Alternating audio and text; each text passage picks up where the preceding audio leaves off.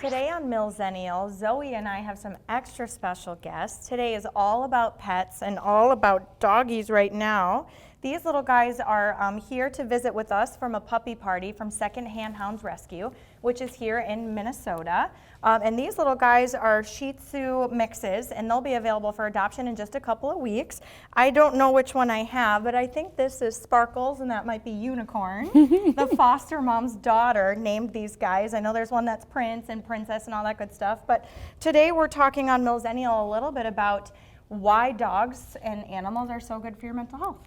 Clearly, and clearly Zoe is a perfect example right now of why they're so good for your mental health. I think it's one of those things we talk about in our field where it's like, you know, people talk about emotional support animals and all that kind of stuff, but you know, beyond the cuteness and beyond the fluffiness and beyond the fun, I think it's also important to talk about them as companions.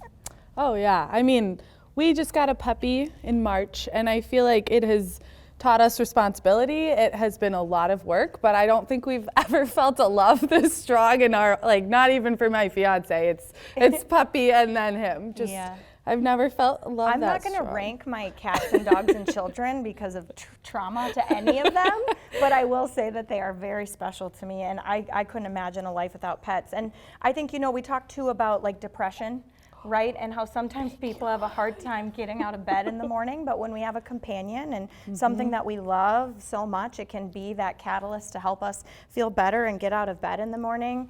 I know a couple of kids who have some mental health stuff going on pretty severely, and they have service animals that really help calm them and keep them from being too anxious or from having panic attacks in public and all that kind of good stuff. So really, you know, people talk about animals and us just not deserving them, and oh my gosh, they're just rolling on top of each other and they're so cute. I'm not helpful in this segment. I can't stop staring at them. But let's talk about it a little bit. Like back, you know, I'm a millennial, and I would say that even really my whole life it's been try and rescue animals, right? And do what you can, you know, like there's that whole adopt, don't shop.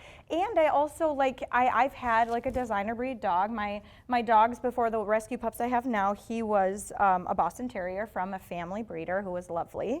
But how do you think people mostly go about it? Would you say it's like 50-50? Would you say?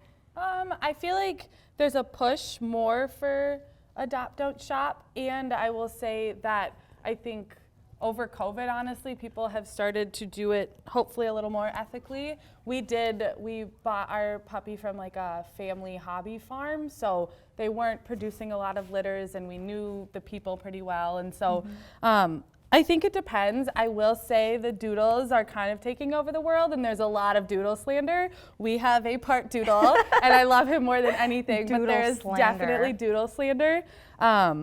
But you just have to do your research, and you have to be responsible about where you're getting them from. And I also think, you know, like I think nostalgia plays into people. Nostalgia plays into people, you know, like I grew up with standard poodles. Yeah. And my parents love them, and they love the breed, and they love that it's hypoallergenic. And so when they were looking for a new dog, they couldn't find one, you know, through a rescue. And so it kind of all depends on timing and all of that. Like I said, the two dogs I have right now are from rescues. And, you know, I will say that my experience has been a little bit different. I definitely, like, I have one rescue pup who was like the easiest dog I've ever had. And I have one who, because of his circumstances, needed a lot more support, had a lot more anxiety. Yeah. And it just, you know, so really it's kind of like if you're breastfed or bottle fed, it doesn't matter where you get your animal. They all need love, and they all have their quirks and things about them. Oh my gosh, this one's gonna eat me, and that is so cute. You know what we should talk about? Cute aggression? Cute aggression. Oh that is a real thing, and I actually read a little bit of science about it. Cute aggression is this idea that we get like aggressive over something that's so cute, and what I learned is that we can hit like a max level of a certain feeling before it needs to grab from a different feeling, right? So cute aggression in some people is this idea that when something is so cute, they maybe grab from this other pool or this other emotion, which could be aggression, it could be sadness. You see a lot of people who see stuff that's so cute and they just cry. So we grab from other things, and Zoe and I both suffer from cute aggression where we just wanna like squeeze their faces in like the most scrumptious and lovely way.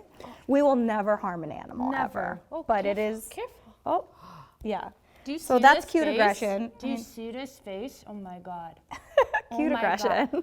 How can you not want to adopt this little baby? Yeah. What if I go home with a puppy? I mean, Jameson just got neutered on Friday, so a puppy with a cone and a brand new puppy doesn't sound like a great mix, but like people have twins all the time.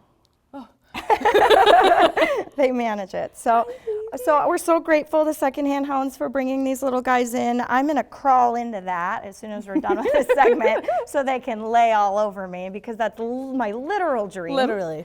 And if you guys are looking for a cute little Shih Tzu mix, check their website, which is at the bottom of the screen, and they'll be up for adoption in just a couple weeks. Oh. I love you.